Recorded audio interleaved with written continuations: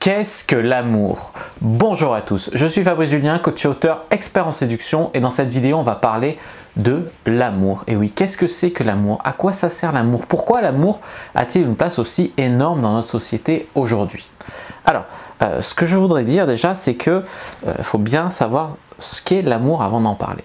L'amour, en gros, c'est un sentiment fort, un sentiment très fort chez l'être humain et positif, par opposition à par exemple la haine ou l'indifférence. Alors la haine, on dit souvent que c'est le contraire ou l'opposé de l'amour, c'est-à-dire que quand tu vois, c'est un sentiment fort aussi, la haine. L'indifférence, là, c'est pas un sentiment fort, tu vois. Donc la haine, c'est un sentiment fort et négatif, et l'indifférence, c'est un sentiment ni positif ni négatif, mais pas fort, tu vois. Donc l'amour, c'est un sentiment fort et positif. Ce qu'il faut bien comprendre, c'est que l'amour, c'est aussi une nominalisation. Alors qu'est-ce que c'est qu'une nominalisation? C'est un peu comme la liberté, ce genre de truc avec lequel tout le monde est d'accord. Tout le monde trouve que c'est génial, tout le monde, c'est des mots qui transcendent, tu vois, au nom de la liberté, au nom de l'amour, on va faire ci, on va faire ça, ça justifie toutes les causes, ça justifie tout. Donc en gros, l'amour, c'est quelque chose de très puissant et en même temps, chacun met un peu ce qu'il veut derrière, tu vois. Même la liberté, chacun met ce qu'il veut derrière. Tu peux considérer que si tu es marié, tu n'es pas libre parce que tu as une femme. Si tu peux considérer que si tu es salarié, tu n'es pas libre parce que tu as un patron, mais d'un autre côté, tu n'es pas non plus prisonnier. Tu n'es pas non plus en tôle, tu vois. Chacun a sa définition de la liberté, comme chacun a sa définition de l'amour, du moins sa vision de l'amour. Chacun met un petit peu ce qu'il veut derrière, et c'est ce qui fait un peu que c'est un bordel un petit peu aujourd'hui, l'amour, l'amour, l'amour. Alors, quand on dit « je t'aime » à quelqu'un, tu sais, c'est un peu comme dans Ted Mosby, dans How I Met Your Mother, il drague Robin, et puis au bout de quelques rendez-vous, très tôt, il lui dit « je t'aime ». Et la fille, elle prend peur. Parce que « je t'aime », c'est un mot qui a un ancrage très très fort. Alors même si on devrait être émerveillé que quelqu'un nous aime aussi facilement, aussi comme ça, dans les filles, elles prennent peur, elles se disent « c'est quoi ce mec, il est en manque d'affection ou quoi? Pourquoi il me dit déjà « je t'aime », il a un problème ?» et ça peut leur faire peur parce que c'est des mots qui sont très puissants. Alors je dis pas qu'il n'y a pas des meufs un peu névrosées qui veulent qu'on leur dise « je t'aime » au premier rendez-vous, tu vois, mais il y a des filles qui m'ont dit ça des fois, hyper rapidement, et ça fait peur, tu vois, ça t'étouffe aussi. Donc non, évitez de dire ces mots « je t'aime », du moins avant d'être sûr que la personne, elle les ressent, vous êtes sûr à 110% que la personne en face, elle vous aime aussi, là vous pouvez lui dire « je t'aime ». Mais sinon, vous risquez autant de la perdre, tu vois. Il y a un fort ancrage avec ces mots-là, donc il faut les manier avec précaution. Ils ont un grand pouvoir aussi. Alors, il faut bien comprendre qu'il y a aussi différents types d'amour. J'aime mon chien, j'aime mon chat, j'aime mes parents, j'aime ma copine. Tu vois, c'est pas le même amour, l'amour filial et l'amour pour un animal ou l'amour pour sa meuf, pour sa femme. C'est pas du tout pareil, l'amour sexuel, etc. Mais dans tous les cas, il y a un point commun avec l'amour, c'est que la proximité est recherchée.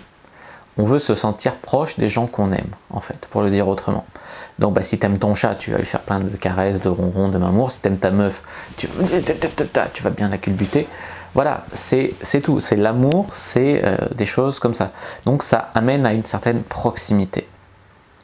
Alors, ce qu'il faut bien comprendre aussi, c'est que l'amour, j'allais dire l'humour, non, l'amour, c'est quelque chose qui a une place centrale dans notre culture, du moins dans la culture européenne, dans la psychologie humaine. L'amour, c'est très central. C'est un thème d'ailleurs qui est très très courant dans l'art.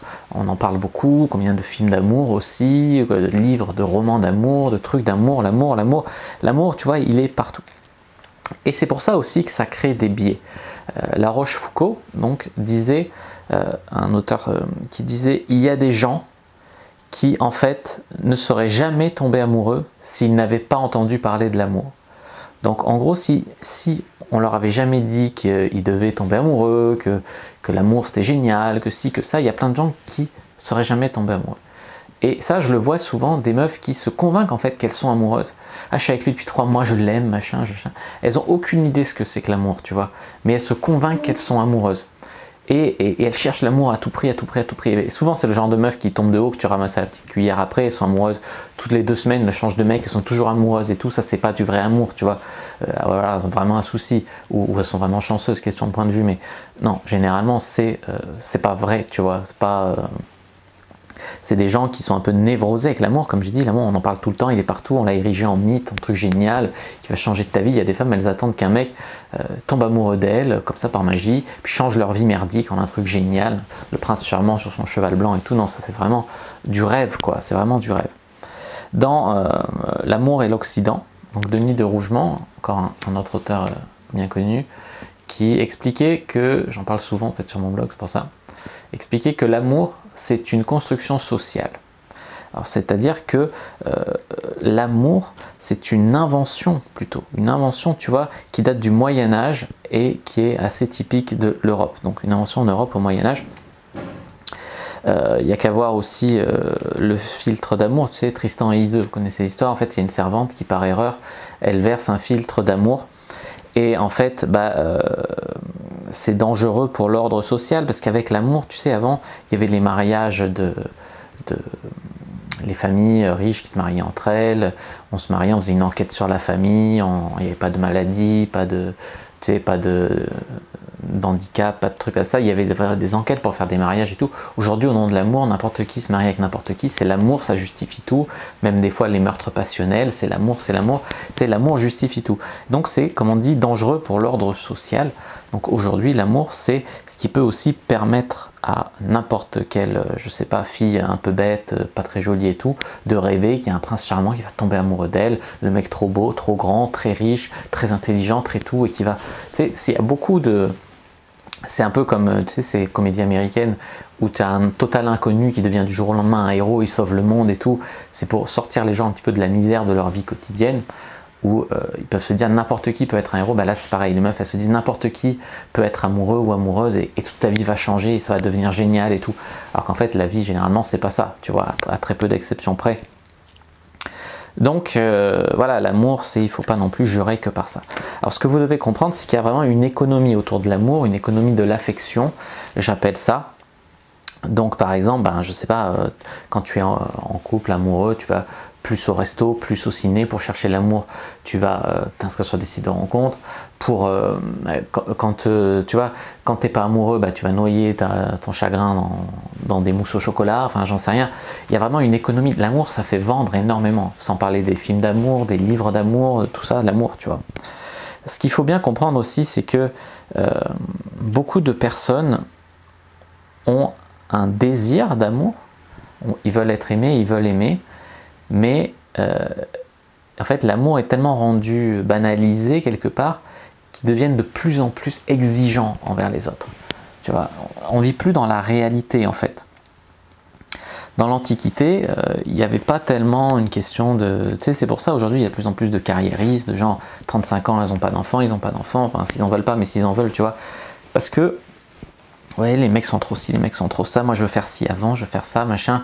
Tellement d'exigences envers la vie, tellement d'exigences envers l'amour que ça complique énormément tout. Et comme j'ai dit, c'est aussi quelque chose qui est encouragé par la société parce que ça fait marcher le capitalisme, tout simplement.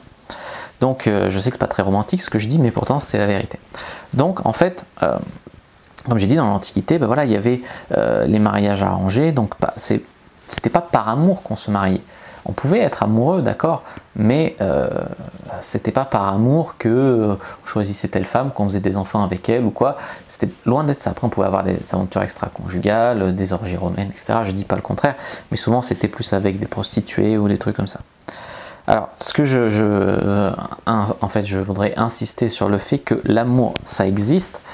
Comme j'ai dit, est-ce que l'amour existe? Il pas existe une construction, une invention sociale. Non, l'amour, ça existe. Il n'y a pas de fumée sans feu.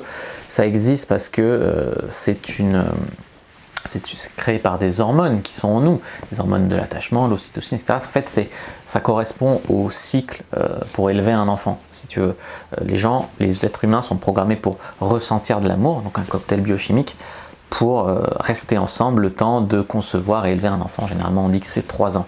Donc l'amour, non, ça existe. Par contre, ce qui n'existe pas, c'est la version médiatisée de l'amour, sauf qu'elle peut exister chez des gens qui se convainquent que ça existe, tu vois, mais elle existe que parce qu'ils ont une névrose de cet ordre-là, tu vois.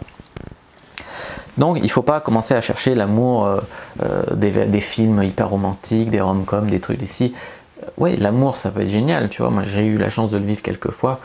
c'est très beau. Maintenant, c'est pas pour ça que je suis encore avec les meufs, ou c'est pas pour ça, tu vois, que voilà, il s'agit pas, tu sais, il y a des filles font n'importe quoi, peuvent gâcher leur vie, attraper le sida ou renier leurs parents ou j'en sais rien. Et après, quand ça se dissipe, t'as une sacrée gueule de bois après l'amour. Et il vaut mieux avoir gardé les idées claires, quoi. Voilà ce que je voudrais dire. Faire n'importe quoi, pas faire n'importe quoi par amour et pas croire que l'amour c'est le truc qui va changer ta vie, ça va, bam, tout va devenir génial, tu vas avoir la vie en rose, et puis ça va être comme ça pour toute la vie, jusqu'à la mort, on va s'aimer, jusqu'à la mort, la main dans la main. Comme, tu sais, il y a quelques vieux qui sont 80 ans, ils sont ensemble depuis 60 ans.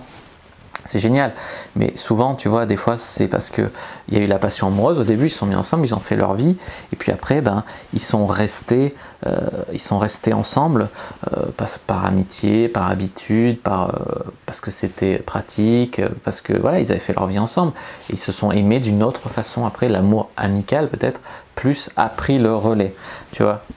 Donc en fait, ce que je voudrais que vous reteniez dans cette vidéo, déjà c'est deux choses principalement. C'est un, méfiez-vous du pseudo-amour, c'est-à-dire l'amour quand on le cherche à tout prix, on le trouve partout, mais c'est pas pour ça que c'est du vrai amour. Le vrai amour généralement, tu vois, moi j'ai jamais cherché l'amour, j'ai toujours baisé des meufs et tout, puis des fois il y a vraiment quelque chose qui se passe, tu vois, une magie, oui, mais si tu la cherches à tout prix, tu vas te la créer dans ta tête et ça sera pas un vrai truc, et tu risques de tomber de très très haut. Et la deuxième chose, c'est de bien distinguer l'amour romantique, le désir sexuel et l'attachement. Il y a des gens qui ressentent un désir, une pulsion, une attirance et ils se croient amoureux. Souvent, les mecs qui cherchent des couples à tout prix, tu sais, ils n'ont jamais été en couple, on leur a fait idéaliser le couple dans la société et donc ils cherchent un couple à tout prix. Ils ont baisé une meuf 3 fois, elle est à peu près sympa. Oh, je suis amoureux, machin. Non, ça c'est ton envie d'être amoureux, tu vois. Généralement, après il peut y avoir des exceptions, mais ça peut être aussi, tu sais, genre ouais, je la connais pas, je vais jamais parler, mais je suis trop amoureux d'elle et tout. Non, ça, putain, tu fais soit un putain de one-nitis, une obsession amoureuse, voir ma vidéo sur l'obsession amoureuse, soit, ou alors c'est juste du désir sexuel que tu ressens. Et puis l'attachement, les gens, comme j'ai dit, ils sont ensemble depuis 40 ans, peut-être qu'ils sont plus amoureux comme avant, mais il reste quand même de l'attachement ensemble qui fait que ça a soudé, en fait c'est le ciment du couple, et ils sont restés ensemble. Voilà pour cette vidéo sur qu'est-ce que c'est que l'amour. Mon avis, n'hésitez pas à me dire dans les commentaires ce que vous en avez pensé. N'hésitez pas à mettre un pouce bleu sous la vidéo si elle vous a plu. N'hésitez pas à partager cette vidéo, pourquoi pas pour faire passer ce message à propos de l'amour. Moi je vous dis à bientôt et que le dieu de la séduction soit avec vous.